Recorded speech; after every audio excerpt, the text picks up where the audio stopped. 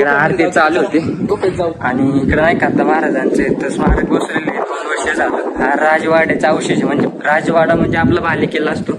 बालेकिल्ल्यामध्ये नाही का आपले जे काय सरदार लोक असतात ते राहतात आणि हा नाही का महाराजांचं आपलं छोटंसं स्मारक नाही का केलेलं आहे. पण हे शेड आहे ते थोडं अतिक्रमण आहे. चला जाऊ द्या.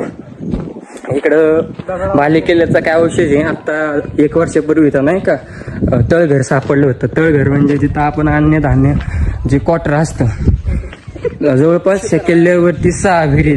त्या 6 विहिरींना काही पाणी नाही पण किल्ल्यावरची सगळ्यात मोठी विहीर ही आहे. आपल्याला काय एवढं माहित नाही. तळ पण आहे हत्ती तलाव. त्याच्यात काय पाणी काय दिसतंय थोडं आहे पाणी. पाणी म्हणजे आमचा आधी पांढरा होता काही. चला गुफा चल ना. तळघर इकडे तळघर इकडे.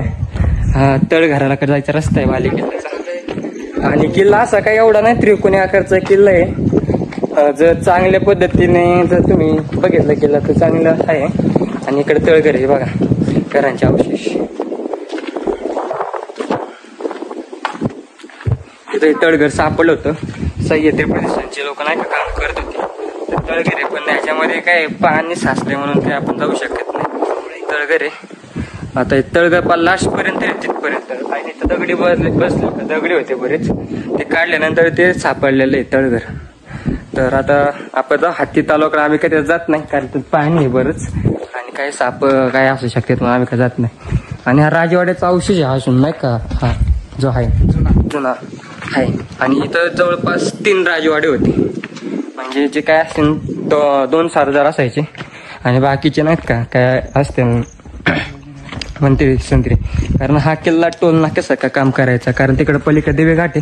त्या दिवे घाटात जे वसुली व्हायची नाही का म्हणजे दिल्लीवरून जे काय मोर्चे लोक यायचे मुघल सैन्य ते काय म्हणतात तिथं कर वसुली केला जायचा. घाट वापरायचा असेल तुम्हाला तर तिथं नाही का वसुली केली जायची की टोल तुम्ही भरायचा आणि तेव्हा तुम्ही तो दिवे घाट वापरू शकता. तर ह्याच्या दृष्टीने हा किल्ला बनवलेला आहे. आणि कानिपनाथ मंदिर पण आहे. त्या कानिपनाथ मंदिरावर पण लक्ष राहिलं पाहिजे. ह्या दृष्टीने पण हा किल्ला असं समजलं जातं. पण अजून काय किल्ल्याची